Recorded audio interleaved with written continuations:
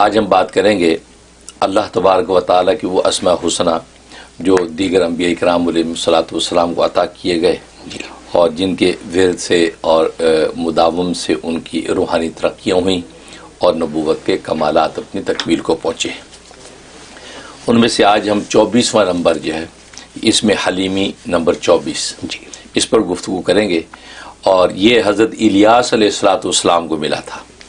حضرت الیاس علیہ الصلوۃ والسلام نے جب مراتب نبوت کو طے کرنا تھا تو اللہ تبارک و تعالیٰ نے یہ نام ان کو القاء فرمایا، اور انہوں نے بکثرت اس نام کی جگہ ورد کیا، جس کے نتیجے میں نبوت کے مراتب بھی تکمیل ہوئی، اور جو وہ ملائکہ جو ہے ان کے لیے مسخر ہو گئے جو معجزات کی تکمیل کرتے تھے۔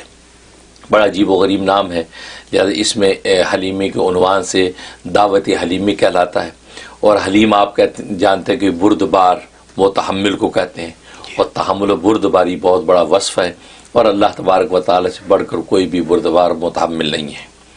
یہ نام یہی ہے کہ یا حلیم ذل اناتی فلا یعادل شیء من خلقہ یا حلیم، اے بردبار ذات، اے مہربانی کرنے والی ذات، کہ تیری مخلوق میں سے کوئی بھی تیرے برابر کی حلم اور بردباری رکھتا نہیں ہے۔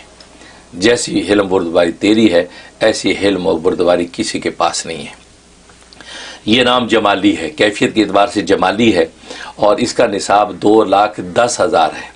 اگر کوئی 2,10,000 مرتبہ اس کی جو ہے وہ اس کا پورا ورد کر لیتا ہے تو اس کا نصاب پورا ہو جائے گا، تو اس کی تاثیرات انوارات اس کو حاصل ہو جاتے ہیں، پھر مختلف مقاصد کے لیے جب پڑھے گا تو اس کو اس کے منافع حاصل ہوں گے۔ اس کا جو ایک نفع یہ ہے کہ اگر کوئی شخص چاہتا ہے کہ فرزند آدم یعنی آدم علیہ الصلوۃ والسلام کی جتنی ذریت اور اولاد ہے، بھلے مومن ہو بھلے کافر ہو، وہ اس کی مطیع و فرما بردار اور تابع دار ہو جائے، اس میں اس کی زبردست تاثیر ہے۔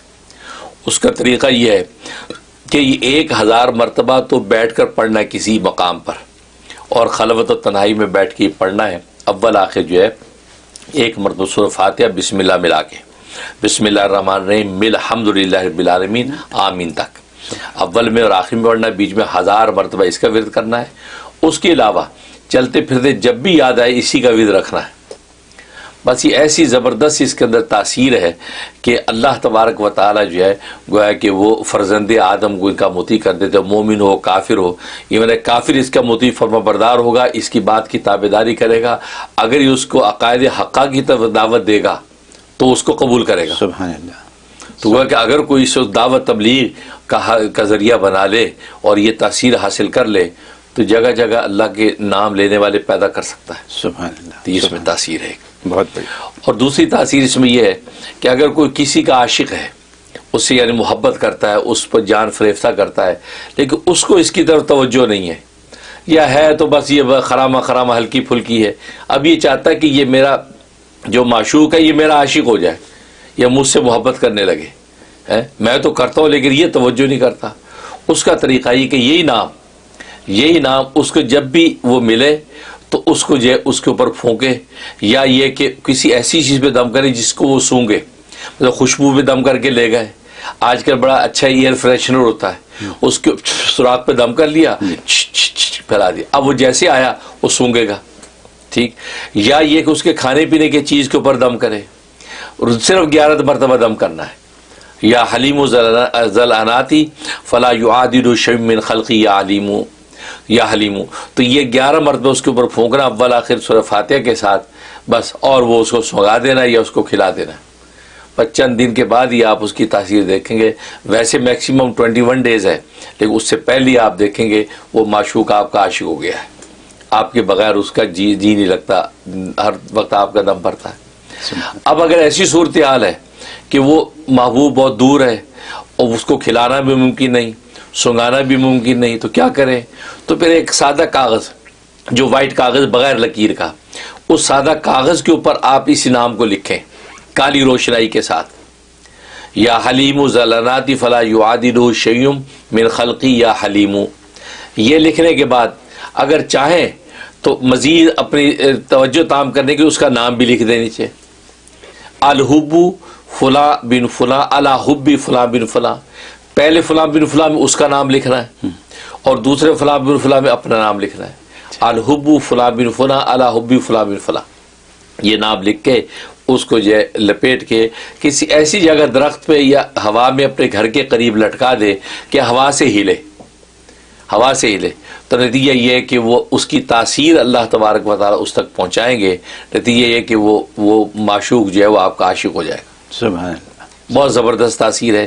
اور یہ کسی بھی جائز محبت کے لیے کیا جا سکتا ہے. میاں بیوی کی محبت ہے، بہن بھائی کی محبت ہے، اولاد ماں باپ کی محبت ہے، ٹھیک ہے. جائز محبت دوستوں کی ہے. جائز محبت، ناجائز محبت کے لیے کرے گا تو رجت کا ذمہ دار خود ہوگا کہ اگر اس کا رجت ہو گئی تو اس کی رجت بڑی خطرناک ہے. اس سے ناجائز محبت کے حصول کے لیے ایسا نہ کرے. ہاں جائز محبت کے لیے کرے تو انشاءاللہ زبردست تاثیر اس کے اندر. اور ایک تاثیر بڑی زبردست ہے کہ اگر آپ کی کوئی چیز گم ہو گئی یا کوئی آدمی گم ہو گیا، اس کا سراغ نہیں لگ رہا، سارے سورس آپ کی نے جو استعمال کر دیے، گویا کہ آپ نے جو سیکورٹی ادارے، پولیس، یہ وہ سب کو تلاش میں لگا دیا، خبر ہی نہیں مل رہی کہ مر گیا ہے، زندہ ہے، کہاں چلا گیا، کیسے ہو گیا، کیا کریں.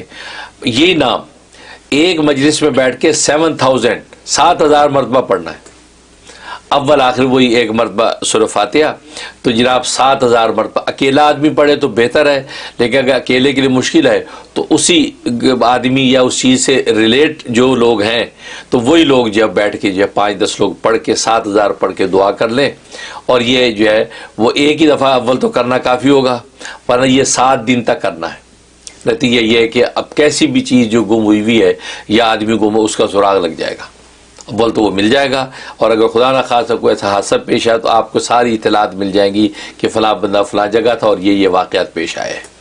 یہ اس کے اندر تاثیر ہے. سبحان اللہ. اور ایک تاثیر یہ ہے کہ ناموں کی رجت ہو جاتی ہے. ناموں کی رجت کا مطلب جب انسان کوئی نام پڑھتا ہے، کوئی ذکر و اذکار کرتا ہے، اگر وہ مقصد اس کا کوئی ناجائز ہے، مثلا جیسے ناجائز محبت کے لیے اس نے کسی نے کوئی چیز کی، اب اس نام کی رجت یعنی اس کا گویا کہ نیگیٹو امپیکٹ پڑتا بندے پہ اور وہ انسان کے لیے تباہ کن ہے. تو انسان اگر اپنے اوراد و وظائف کے اندر اس قسم کی نیگیٹو امپیکٹ سے بچنا چاہتا ہے، اس کے لیے اس میں بڑی زبردست تاثیر 360 دفعہ پڑھنا ہے. یہ 360 دفعہ روز پڑھنا ہے. اول آخر جو ہے وہ ایک مرتبہ سورہ فاتحہ کے ساتھ اور دعا کر لینی ہے کہ یا اللہ جتنے بھی میں ورد وظیفے کر رہا ہوں یا کر رہی ہوں، اس کا جو ہے رجت میری طرف نہ ہو، کوئی یہ مجھ پر جو اس کے نیگیٹو امپیکٹ نہ پڑے کہ مجھے یا میری نسلوں کو نقصان پہنچے، اس میں پناہ مانگتی ہوں.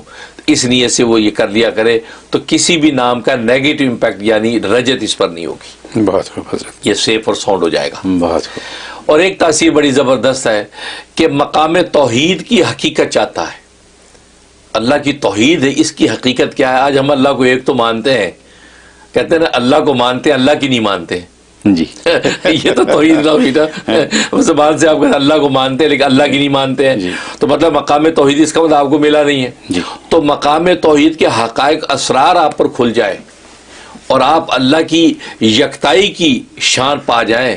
اور یہ اصل میں ولایت و معرفت اور صدیقین کے مقام کی حقیقت ہی ہے. اللہ کی یکتائی کی حقیقت مل جاتی. وہ جو یکتائی کی حقیقت ملتی ہے نا، پھر ساری کائنات ہیج ہو جاتی ہے. یہ جو شان ہے یہ پھر وہی ہے کہ خلوت میں بیٹھ کے انسان کو ایسا لگتا ہے کہ جیسے عرش الہی کے سائے میں بیٹھا ہوں. یہ شان ملتی ہے. وہ اگر حاصل کرنا چاہتا ہے تو 50,000 پڑھنے کا اس کا ورد ہے. 50 دن تک 50,000 پڑھنا ہے، 50,000 ٹائم. اب 50,000 اکیلا بھی پڑھ سکتا ہے، اگر چاہتا ہے کہ دوستوں کا گروپ ہے وہ سارا اکٹھا پڑھنا چاہتا ہے، یا گھر کے خاندان کے 50 لوگ چاہتے ہیں ہم 50,000 پڑھتے ہیں. بھائی 50 دن کے اندر ہر ایک کو، بلکہ اس کی تاثیر نسلوں میں بھی جائے گی، ان کو مقام توحید نصیب ہو جائے گا.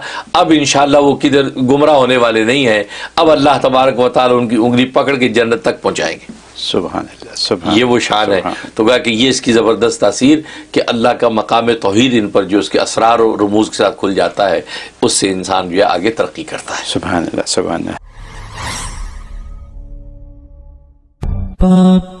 da da da